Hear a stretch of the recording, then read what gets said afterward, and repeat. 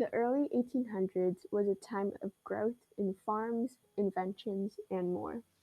However, with these advancements came an increase in oppression and inequality. These injustices came in the form of slavery. Slavery was the idea of selling, using, and viewing people as property.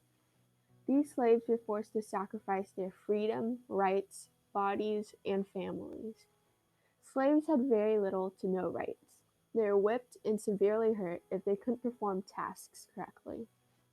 They had to put blood, sweat, and tears in order to simply live. Many African American families were also torn apart at slave auctions. White abolitionist John Brown saw these injustices and took action. One of the many events John Brown participated in was the Underground Railroad.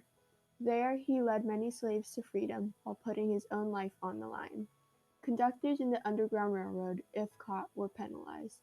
They would be fined, imprisoned, branded, or even hanged. John Brown, however, didn't let this get to him, as he created the League of Gileadites, which was an organization dedicated to protecting slaves from slave catchers. After helping out in the Underground Railroad, John Brown moved to Kansas, where most of the controversy with slavery was going on. Because of the Kansas-Nebraska Act, the population of Kansas would vote on whether they would be a free state or a slave state. This controversy caused a series of violent events. One of the most famous events was called the Sacking of Lawrence. Lawrence, an anti-slavery town, was destroyed by a group of pro-slavery forces. This enraged John Brown and caused him to act. He led a group of abolitionists to Pottawatomie Creek, where he plotted his own violent event against slavery. This was known as the Pottawatomie Massacre. John Brown was not done after the massacre. He moved to Virginia, where he plotted the Harper's Ferry raid. This by far was the most famous and memorable event John Brown took part in.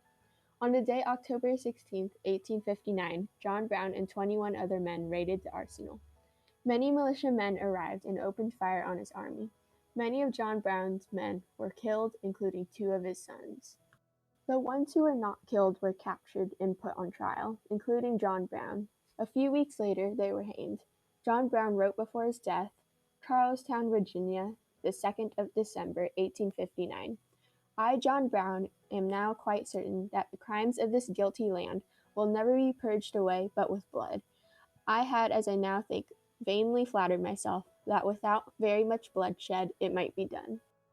After his hanging, people from the North and South believed his way of abolishing slavery wasn't the way to go. Only African Americans viewed him as a hero. To this day, people are still questioning if he was a terrorist or a hero. Although John Brown's actions didn't directly abolish slavery, he helped propel bigger events like the Civil War and the passing of the 13th Amendment. Without people like John Brown, there would be discrimination, inequality, and injustice.